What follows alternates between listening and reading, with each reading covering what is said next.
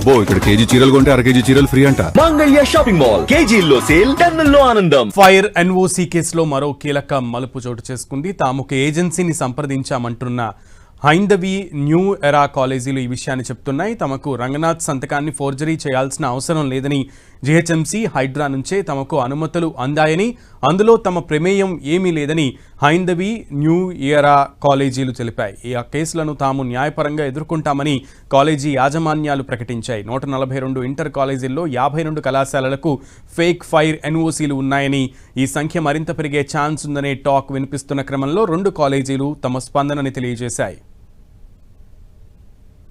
ఇప్పుడు మళ్ళీ అధికారులు ఏం తెలిసింది, ఏం ఎంక్వైరీ చేసిర్రు, మేమెందుకు వచ్చినాం అందులకు, మా మీద ఎందుకు కేసు బనాయించారు? మాకు ఇచ్చిన సర్టిఫికేటే కదా మేము తీసుకొని అందులో పెట్టింది, మా ఇంట్లో తయారు కాలేదు కదా. సరే మీరు అన్నట్టు మేము పెట్టినాం కాబట్టి మేము ఒక కల్పరేటే అనుకున్నాం. మాకు శిక్ష ఏముండాలి? మాకు ఆల్రెడీ శిక్ష పడ్డ, మా కాలేజీకే పర్మిషన్, మా జూనియర్ కాలేజీకి ఇవాళ అది అబ్స్టైన్ లో పెట్టిరు, దాన్ని మేము కోర్టుకు పోయి తెచ్చుకున్నాం.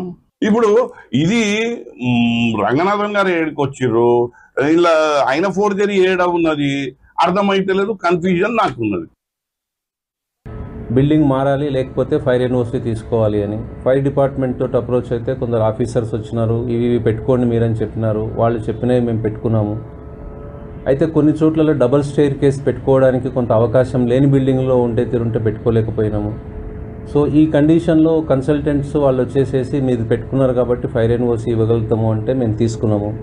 దాన్నే ఇప్పుడు 2 సంవత్సరాలకి 2025-26కి సబ్మిట్ చేసినాము. మళ్ళీ 26-27కి కూడా మళ్ళీ కొత్తది సబ్మిట్ చేసినాము.